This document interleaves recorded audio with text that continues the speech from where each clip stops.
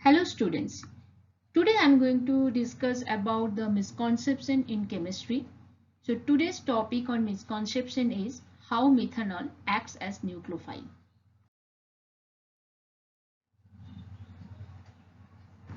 So this reaction has been given to the students and it has been asked that which mechanism it is following and what is the product. So most of the students have written the right product. This is the product. So this reaction undergoes by the tertiary carbocation, the bromine leaves, then a tertiary carbocation forms, and then via SN1 reaction, the product forms. So as I already mentioned that most of the time students can write the correct intermediate and the correct product. Then where is the misconception?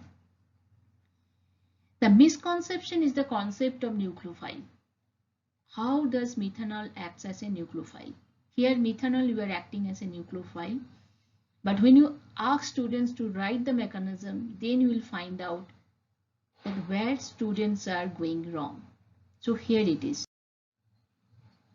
So this is one mechanism as given by students. So here you can see here that the methanol is acting as a nucleophile like CH3O minus. You are getting a right product. You are getting the right intermediate. But when you ask students to write the mechanism, you can see how the methanol is acting as a nucleophile. It is acting as a nucleophile as CH3O minus. So that means methanol is breaking as a H plus and CH3O minus, similar like sodium methoxide and potassium methoxide. So this is a misconception. Now let me show you an example. This is another mechanism as written by students. So here you can see first bromine is getting attacked by methyl. Then it's like methanol CH3OH. This bond is breaking. So it's like this bond is breaking. And now then OH minus is attacking as a nucleophile and you are getting the product. So here you can see this is the misconception. That means methanol is breaking as a CH3 plus and OH minus, just like sodium and potassium hydroxide. So this is the misconception. Now let me explain. So now let's see students that methanol never can be broken as a CH3O minus as an H plus because methanol is a covalent compound. So covalent compound, it is not possible to break the bond like that. So this kind is not possible.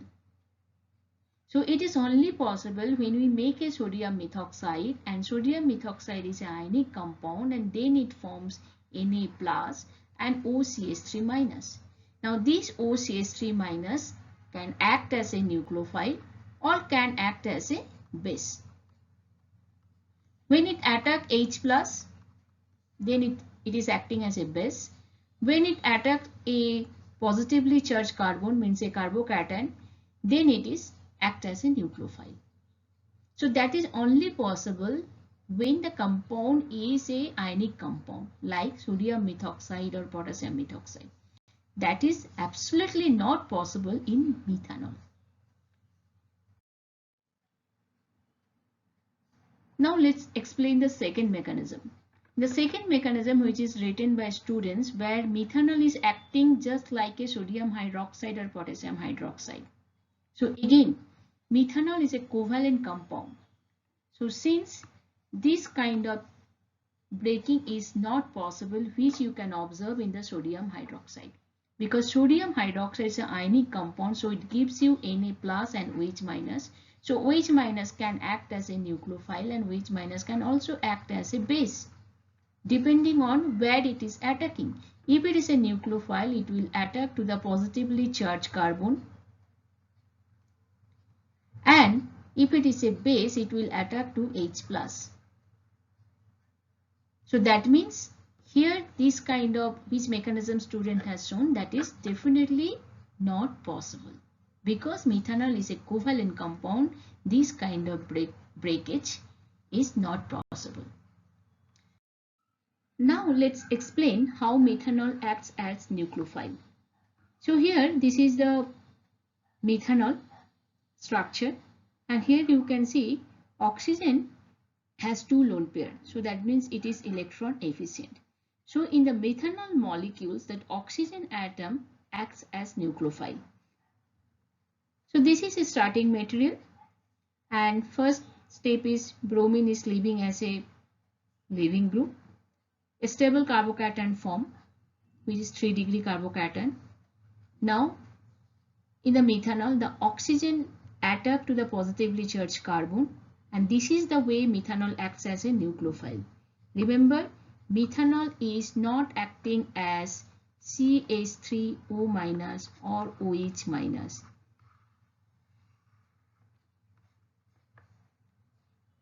Now we are getting this intermediate.